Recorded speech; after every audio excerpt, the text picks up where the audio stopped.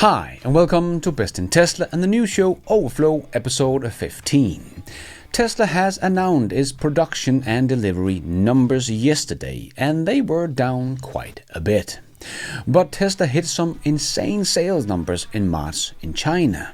And you have probably seen all the protest against Tesla, and you might think this is some spontaneous protest, but apparently it is not.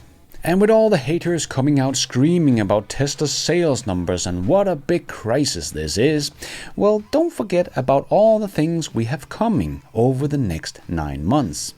And we do see some analysts saying that we will see a V-shaped recovery for Tesla's stock. And Tesla also showed off their new Optimus robot's walking skills. And we had another example of a LiDAR not seeing as good as many claims. And we saw what was apparently the first look at Tesla's first 120 stall wireless charging station for the Cybercab. All of this and much more in today's episode. Let's dive right in.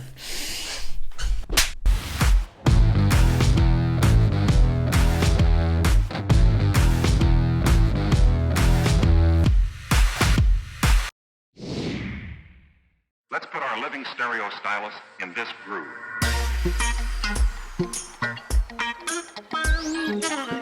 So Tesla announced its production and delivery numbers yesterday, and they were down quite a bit. As Tesla wrote in their press release, in the first quarter we produced over 362,000 vehicles and delivered over 336,000 vehicles and deployed 10.4 gigawatt hours of energy storage product. While the changeover of the Model Y line across all 4 factories led to a loss of several weeks of production in Q1, the ramp of the new Model Y continues to go well. So as expected, Tesla was down quite a bit, also more than my guess of 356,000 units, so I was off by 20,000 units. But Tesla is down 13% in Q1 on a global scale. So not completely a disaster with the retooling of all 4 factories and the loss of several weeks of production. So Tesla dropped about 50,000 units in Q1. So when we look at it on an annual basis, that means that Tesla is down less than 3% of their annual sales. That was 1.8 million units in 2024. So last year they dropped about 20,000 in China in the beginning of the year, but ended up 50,000 in front of 2023 numbers. So they caught up with about 70,000 units during the last 36 weeks of the year just in China. So being down 50,000 units in Q1 with all that has been going on is probably not as bad as it might seem, as long as the ramp and sales of the Model Y continues, of course. But as I talked about in yesterday's video, it does seem like the Model Y is starting to rise again. And it is not just Tesla that is down. Rivian also shared their numbers, and Rivian delivered 8,640 vehicles in Q1, down 36% year over year. The company produced a total of 14,611 vehicles in the same period. Rivian is also reaffirming its 2025 delivery range guidance of 46,000 to 51,000 vehicles. So they are actually down in percentage more than what Tesla is. But Tesla did drop a whole Rivian in Q1 of 2025. So the interesting thing will now be to see if the ramp continues and how the numbers look in Q2 and forward. One that is also ramping up but is making so few cars that they are completely irrelevant is of course Lucid, but they also gave us their delivery numbers. And for the quarter, Lucid produced 2,212 vehicles and delivered 3,109 vehicles. So that was less than 1% of Tesla's sales. That was bad. No one would notice if Tesla lost a Lucid in Q2, but a Rivian in Q1, that did hurt quite a bit. But a Lucid, well, they sell less cars in a quarter than Tesla does in a day. So Lucid is still completely irrelevant in the EV market, even though they make very nice EVs. So the good news for Q1 for Tesla is definitely that they deployed 10.4 gigawatt hours in the first quarter of 2025. So when you look at it on Roland's chart here, you can really see just how a big jump Tesla's energy business has made, as Tesla's energy grew with 157% year over year. But we had some more OEMs sharing some numbers, and GM also shared their EV numbers. And as Sawyer wrote on X, GM sold 31,886 EVs in the US in Q1 2025, up 94% year over year, and their best Q1 EV sales ever. So congratulations to GM for their growth in their EV, but they did sell about 4 times less than Tesla probably did in the US. And since this is the year that Mary said that GM could absolutely catch up to Tesla, well, even with a very bad quarter for Tesla, GM still sells 4 times less than Tesla, so GM has their work cut out for them here in 2025 to try to catch up to Tesla. It truly looks like the year of miracles for GM, if that should happen. And we do see that Tesla's numbers of the Cybertruck, including the Model S and X, they only sold about 13,000 units, so that is not a whole lot. I doubt that we are talking about production problems anymore for the Cybertruck, so it seems like the sales are not as strong as expected at the moment for the expensive version of the Cybertruck. But again, if we compare to GM's EV pickup trucks, the one that sold the most sold about 3,500 units.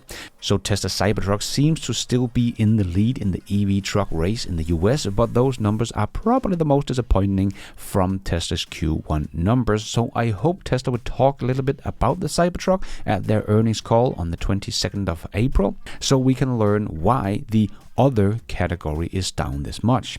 But after a bad delivery quarter, Tesla stock did of course go up. Every time something good happens, the stock goes down, and every time something bad happens, the stock goes up.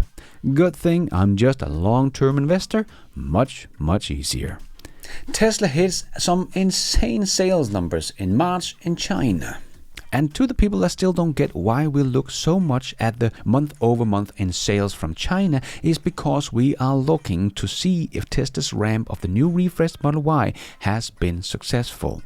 And that would be an understatement to call it a success in China, because deliveries of the refreshed Model Y started on the 26th of February, and it already became the best-selling car in March of any kind in China. Now that is what I call a ramp. Holy shit. As Tesla Chan wrote on X, statistics shows it sold 43,370 units in March. That is about 1,400 a day. Jesus, that is just some unbelievable ramp and deliveries from the Tesla refreshed Model Y. I think it's safe to say that what we have speculated about when we heard that Tesla had over 200,000 pre-orders, that this would sell like hotcakes in China, and it seems to do exactly that. Look like Tesla is heading for a new record in China in 2025.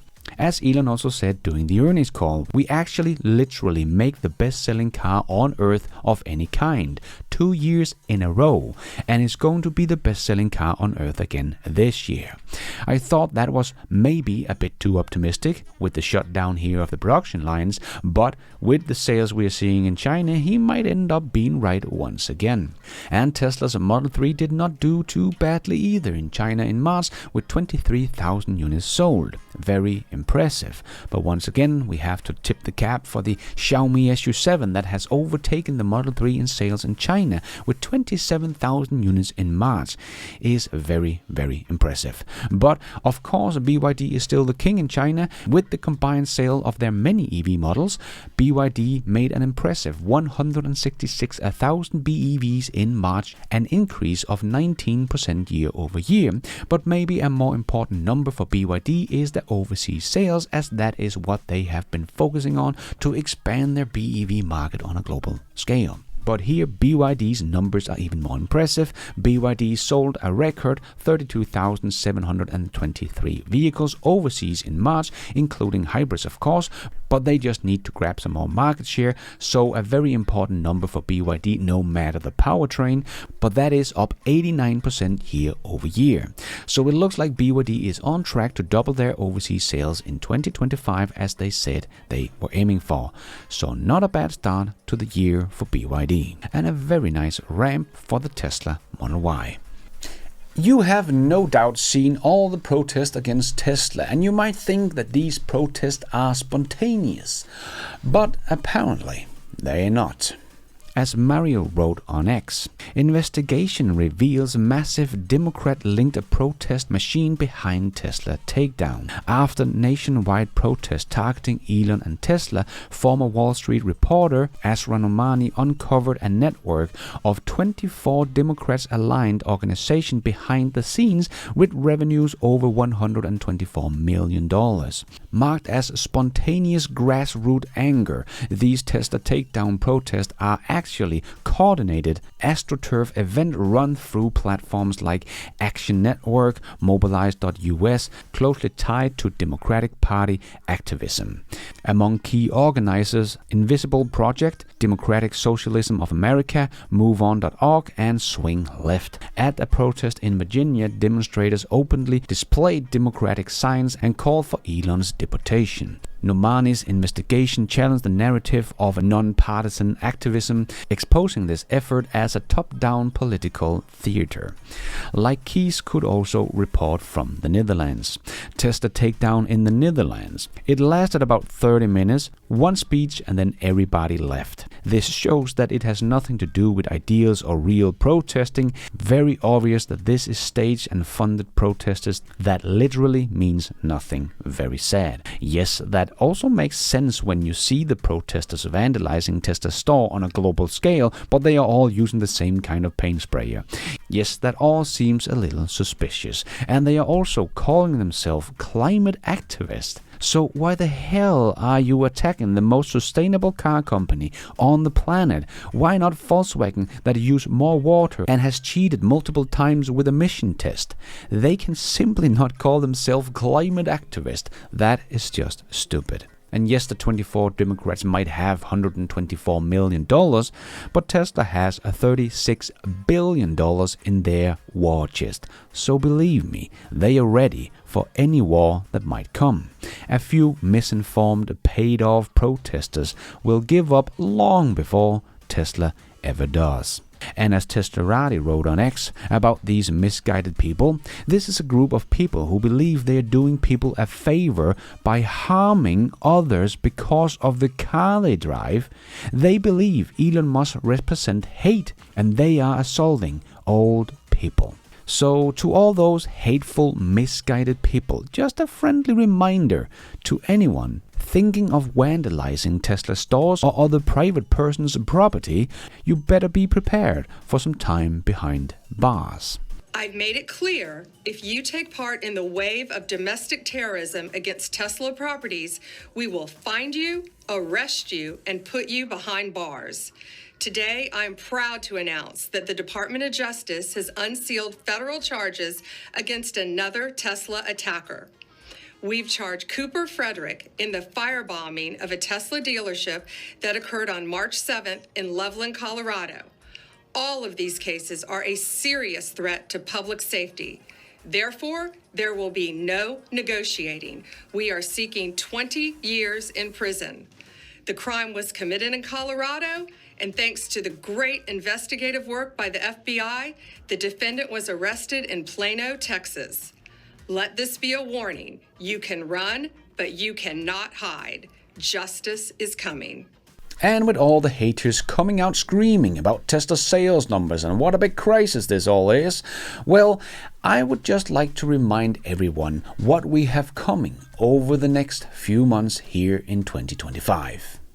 Because I still believe that 2025 is going to be an awesome year for Tesla when we look back at this year.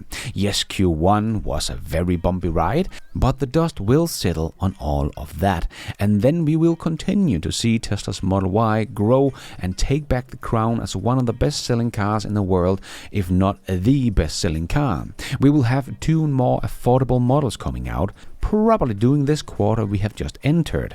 And in June, also this quarter, we should still see Tesla release unsupervised full self-driving in Austin.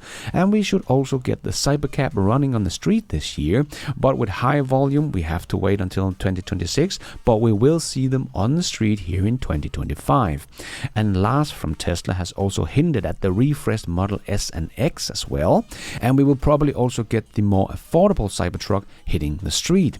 And we will see Tesla's energy business continue to rise as Tesla's Shanghai Megapack factory will start getting some more Megapacks installed on a global scale, and we will see Tesla show off the humanoid robot working in their factories during the second half of this year. So we have so many good things coming our way. We have just come out of the other side of the Q1 of 2025 that we knew would be a very difficult quarter, and on top of that, all the vandalism and hate towards Tesla and Elon. But I think that will all start to blow over here in Q2, and we will get some more focus on the company again. And we have all these things that I've just mentioned to look forward to. And as Tom Lee also said, he thinks that we will see a V-shaped recovery for the stock, which might already have begun. And if you look at the stock price, Tesla has seen this before. The stock has gone through periods of consolidation and then made explosive moves. So it's possible Tesla right now is consolidating, but does that mean it's not going to do what it's done in the past, which is make an explosive move? I don't think so. So to us, we still view Tesla as a granny shot. So what would you be buying right now? Well, to us, I think Exhibit A for a V-shaped recovery is going to be Tesla, because it's really been one of the most controversial stocks, and it's been caught in that sort of political maelstrom of Doge and Elon Musk's involvement in the White House.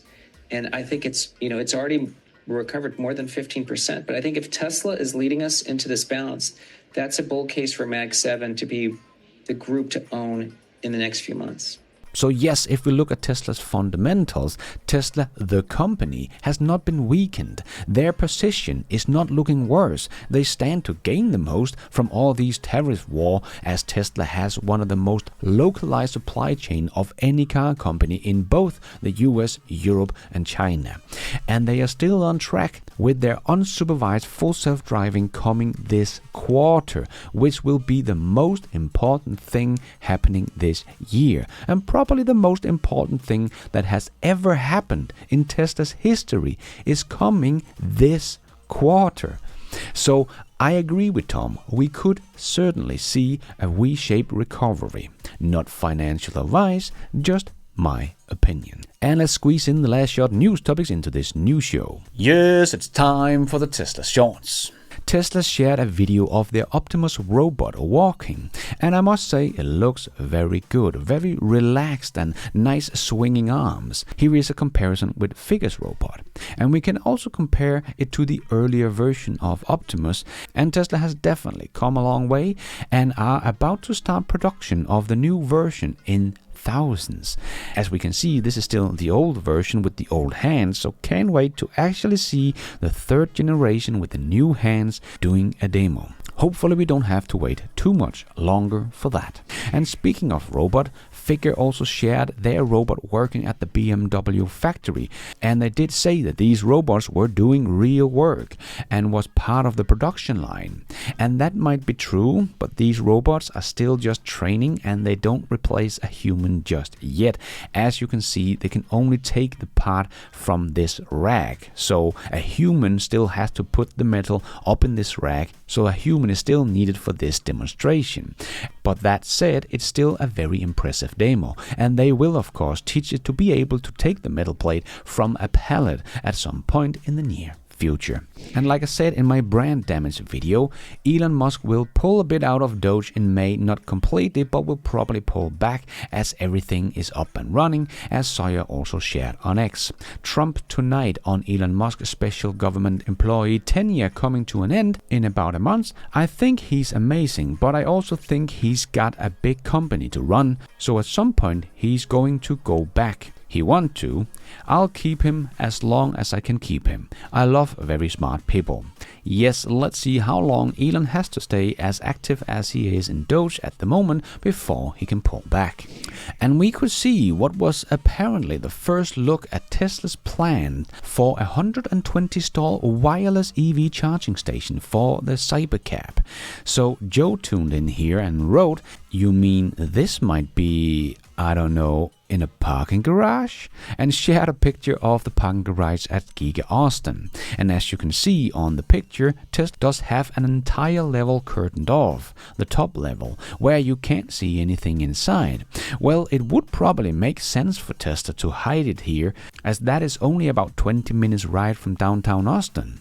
And they could drive people to the airport on the way back to the Gigafactory for charging. So the Cybercab would pretty easily drive back here to charge up, out of reach for anyone to mess with the cars while they are charging, and Tesla can check that everything is going as planned and have cleaning robots ready as well. So maybe this is true, and it would make a lot of sense, and would be a nice big surprise in June if Tesla has 120 Cybercabs coming out of the parking garage heading for the city of Austin to do some robotaxi rides. That would be one for the history books, but let's see if it's all just hype or if there is something real here. And Roman showed off some of all Giga Berlin's employees' benefits, that you can of course charge for free at all the charging spots available there, and of course there is also the Giga Gym, as you probably know, and that is of course also for free for employees, like Roman wrote about the gym. It's awesome. I don't even have a gym membership. I only go to Giga Gym. I used to pay 65 euros a month, now I pay 0. And one replied, "Wow, it looks like a great place to work," and Roman replied, "Spoiler, it is." And the factory is the most sustainable car factory in the world. And this is the factory that the so-called activists want to protest against. Yeah, they are not climate activists. Andrew Wright shared this crazy post. "Thank you Tesla for making an amazing Cybertruck yesterday. Mine stopped on a dime on a wet road just before we would have been sucked into a crazy landslide. And then I put it in off-road mode and drove through the landslide once it had stopped, instead of staying in a dangerous situation and waiting for 2 hours to be cleared. No car like it on the planet." And just a little history lesson here of F around and find out vandalizing Tesla is not a good idea. Elon Musk hater in broad daylight.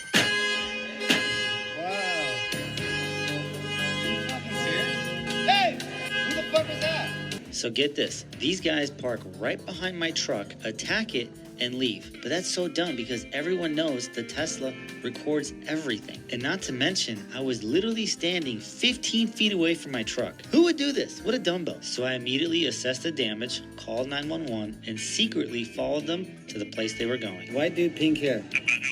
Maybe 40? So it took about 10 minutes for the cops to arrive. They questioned me, so I showed them the videos. It's got to be an Elon Musk violation or something. It is, yeah. And they asked, "Do you know where he went?" I said, "Yes. He and his friends went to the movie theater." Got 5-0 out here. The boys went into the movie theater, so we're going to see what happens. Turns out they were watching Death of a Unicorn, so the cops went in, paused the entire movie, and told the guy, "You need to come with us." Not so funny now, is it, big man? The police asked if I wanted to press charges, and I said, absolutely. This is going to be a few $1,000s in damages for sure. And plus, Elon Musk haters need to be taught a lesson. Look at these guys. They're their friends, chilling there, waiting. I don't know why. Most people get away with vandalism, but not this guy. We got him. Thanks, Elon. Oh, wow. What's up, bro? And we had another example of LiDAR is not really as good as many claims to see.